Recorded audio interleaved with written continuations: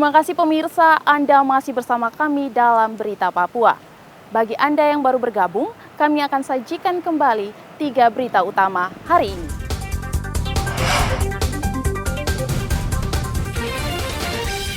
Kapolda Papua pastikan penganiaya anggota BRIMOB adalah kelompok bersenjata pimpinan Egyanus Kogoya.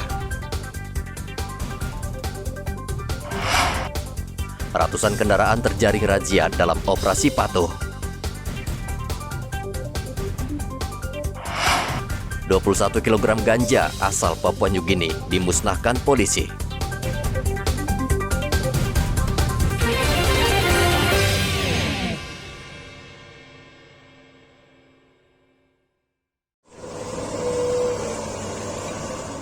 Kota Sorong saat ini darurat sampah.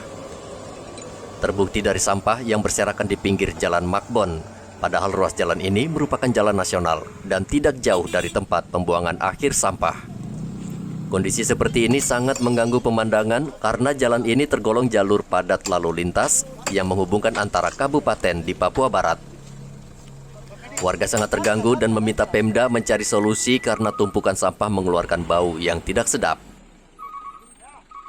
Kementerian PUPR bersama dinas terkait Selasa kemarin meninjau kondisi terkini di TPA Sorong.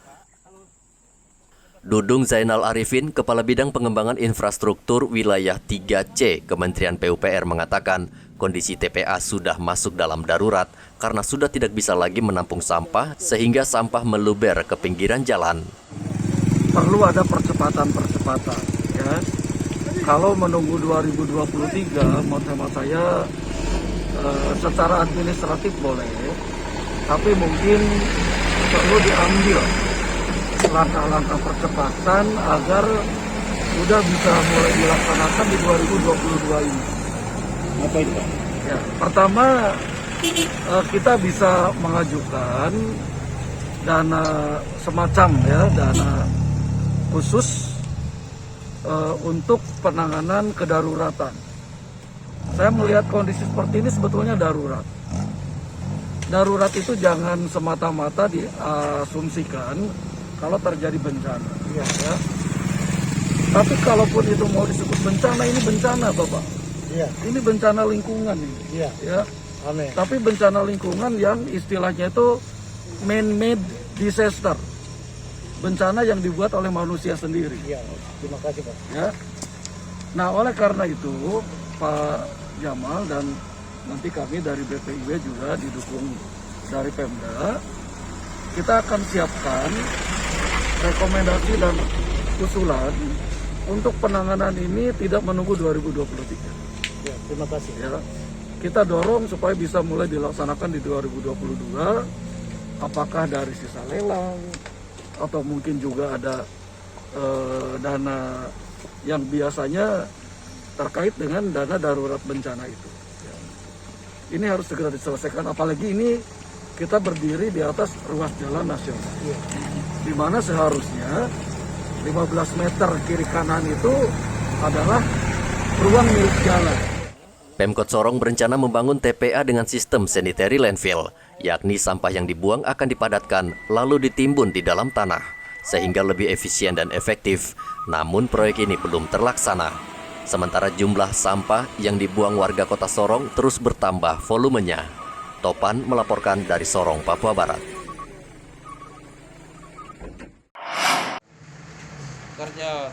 Untuk mengantisipasi meluasnya kelangkaan BBM di Merauke, polisi melarang seluruh kios menjual BBM eceran.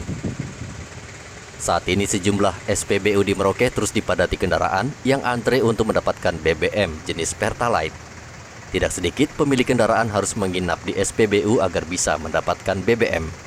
Kapolres Merauke mengatakan pemerintah daerah sudah menyiapkan Petra Mini yang menjual BBM jenis Pertalite di sejumlah kawasan di Merauke.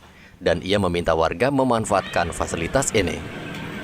Bensin yang dijual bebas di eceran jalanan, siapa tanggung jawab? Karena aturan menjual bensin sudah ada. Depo bensin sudah ada yang eceran, namanya Pertamini. Nah, Pertamini ini sudah diberikan kemana-mana untuk usaha bensin eceran. Yang pakai kaleng-kaleng atau botol atau plastik kita nggak izinkan, takut terjadi apa-apa. Karena ini lagi tahun politik, masa politik, takut disalahgunakan oleh pihak-pihak yang tidak bertanggung jawab. Tapi Petram ini kan hanya beroperasi sampai jam 6 sore Pak Kapolres, sementara mereka ini kan sampai larut-larut malam. Nah ini kan kadang-kala warga mengeluhkan ketika kehabisan bensin tengah malam Pak Kapolres. Ya mereka juga disiplin, mereka mau kelayapan malam-malam itu untuk apa juga.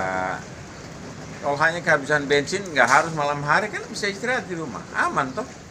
Besok bisa datang lagi. Pompa bensin terbuka.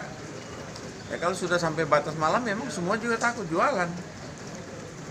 Toko-toko aja malam tutup, mereka malam ngapain? Ada apa mereka malam hari? Kok mereka mengeluh? Mengeluh bisa beli pagi, bisa beli siang. Kenapa harus tengah malam? Apa urusannya? Pelarangan ini tentu menyebabkan banyak pedagang BBM eceran merugi. Selama ini mereka diuntungkan akibat pasokan BBM yang tidak mencukupi di SPBU. Muhammad Ridwan melaporkan dari Merauke, Papua. Perwakilan pemuda dari 20 negara peserta presidensi G20 Selasa kemarin menanam pohon dan melepas 30 ekor anak penyu atau tukik, serta transplantasi 240 terumbu karang di perairan Doreri, Manokwari. Selain itu, juga digelar penanaman 50 bibit pohon berbagai jenis di Pulau Mansinam. Kegiatan ini sebagai bentuk kepedulian pemuda terhadap lingkungan serta dukungan mereka terhadap pariwisata di Manokwari. Salah satu yang mengkhawatirkan saat ini adalah populasi penyu serta terumbu karang yang kian hari semakin berkurang akibat eksploitasi. Maka dari itu komunitas Ketapang Dive Kuami Manokwari melakukan transplantasi terumbu karang agar daerah ini tetap lestari. Peserta Y20 Hans Lodewijk Mandacan mengajak masyarakat Manokwari ikut melestarikan lingkungan karena Papua Barat merupakan salah satu daerah konservasi.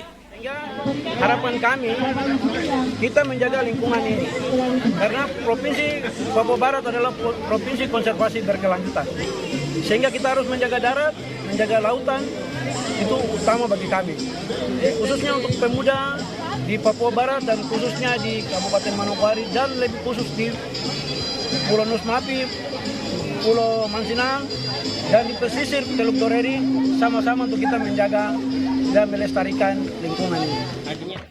Pertemuan pemuda dari 20 negara di Manokwari itu diharapkan membawa kemajuan bagi pemuda di Papua Barat. Pembangunan itu, perubahan itu kan dari kita.